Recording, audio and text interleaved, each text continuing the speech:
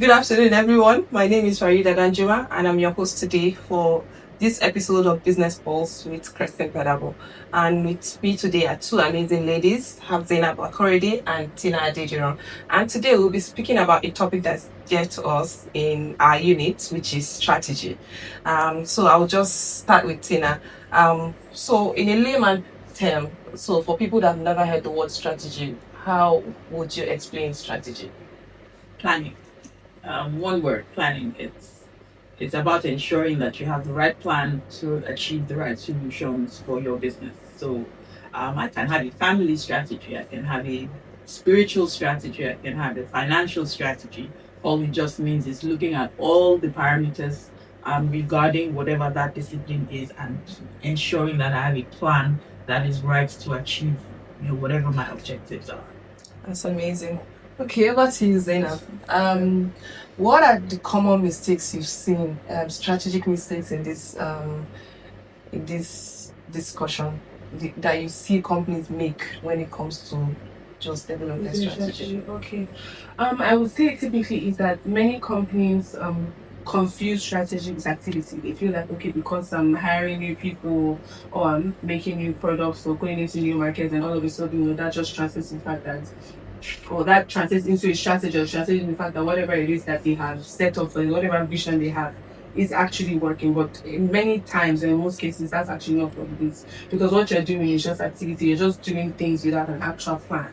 The thing is that strategy is a focus. It's not just about motion, it's not just about moving. And if everything is a priority, then nothing is important. So you have to ensure that you have a set plan, like Tina said, you have a clear plan and an objective that will guide whatever you will do as an organization in any given year.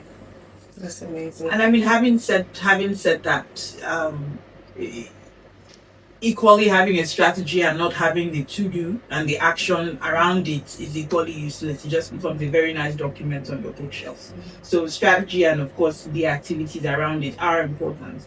But like Zainab said, it's important that those activities are not working in silos. That you look at your organization and you ensure that those activities are coming from a place where there has been an original plan that will get you to a particular destination. Otherwise, like she said, you're moving, but you're not really going anywhere. So you might be successful here, but if you don't have a particular plan that is sustainable, chances are that you're going to lose steam somewhere along the way. Okay.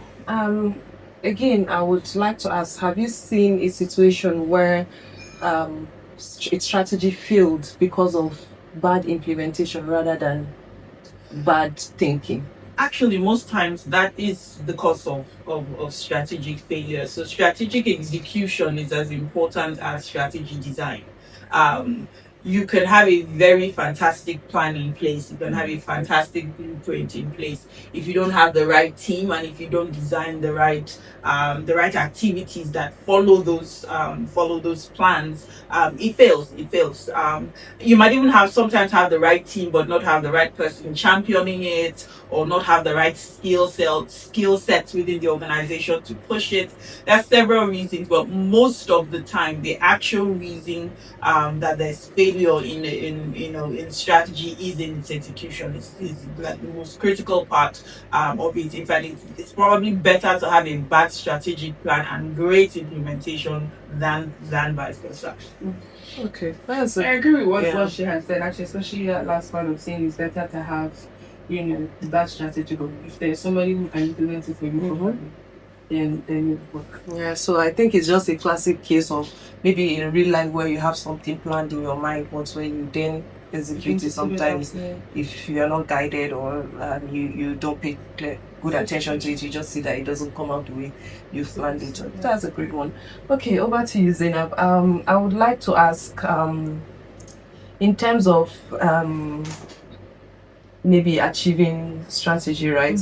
Have you seen a case where maybe when you make little changes. And again, in this case, strategic changes. So a case where a little strategic change you've made a great impact on it gave a good result. When Tina started speaking, she mentioned spiritual strategy and family strategy. Just to point to the fact that strategy is not just about a company. So even with an individual, in terms of your spiritual life, it's a decision as easy as okay, I want to wake up at 12 a.m. to pray every day. That can be that change that you need. But with organizations, with most cases that I've seen, it's just them deciding that okay, you know what, now I can admit that I can't do this by myself, and maybe at this point I need to get professionals who would guide me, put this in place, put that in place for whatever it is you want to establish a new product, you want to enter a new market, whatever it is that you're doing. I would say that has been what has, and that's the small step that has separated some organizations from others, whether big or small.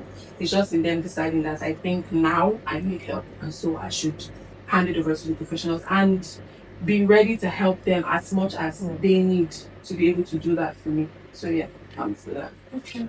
And I do agree. However, I feel like that is where the professionals come in reviewing a business's past, a business's operations, a business's functions. Consultants are able to find sometimes that one thing that you can do that can make a significant change. That's the value that you bring in there as a consultant. First of all, you're coming in with independent eyes. You're not closed by the biases that typically those who are in the company are sitting on. And I mean, they have a lot of blind spots because they're there. But when you come in as an external party, you see clearly, right? Because you don't have any preconceived notions, you don't have any personal interests or personal expectations. So you're able to look at the business, with a more holistic and a more unbiased view. And when you do that, sometimes it's easier for you to see, okay, why aren't you doing this? Have you tried this? And sometimes those little things may actually be what makes the difference. So yes, sometimes there is that thing, that little action that you can identify. It can be something as simple as look, you guys, yes, you're doing well, yes, you're profitable, but you realize that there's a waste going on here. And if you're able to close that loop, your margins can skyrocket.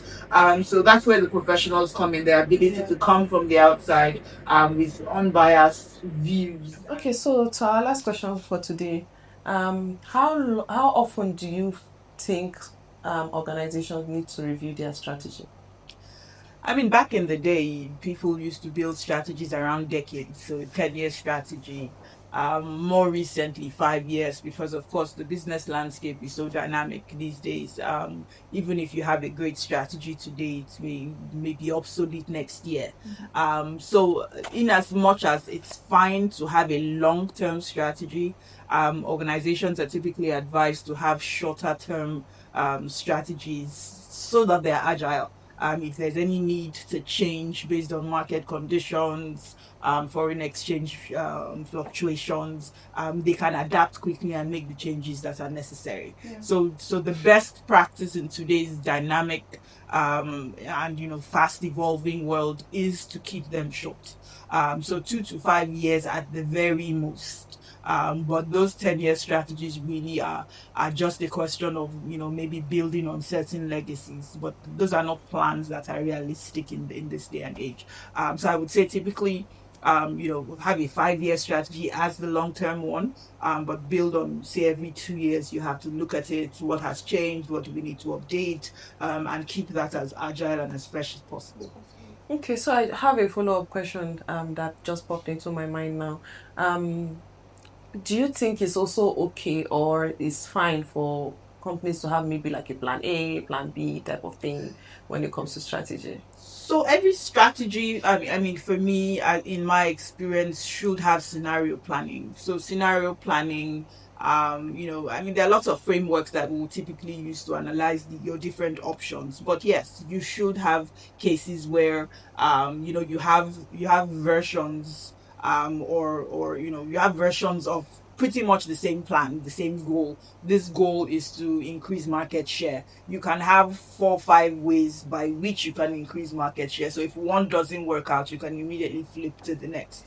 So it's not really a plan A, plan B, plan C in the sense of the overall business, business objective, but it is at least creating different scenarios that may work better or maybe more able to replace something that doesn't work, all towards achieving the same aim. But at the end of the day, scenario planning is a critical part of the strategy design. You must look at different roads to get to the same place, such that if one pathway, I mean, even things like regulatory, regulations may change and cause certain business models to become obsolete in any financial year. So if you had looked deeply at that objective, and you had a couple of scenarios by which you could get there, if one closes, you can simply move to the other without necessarily changing your entire business model.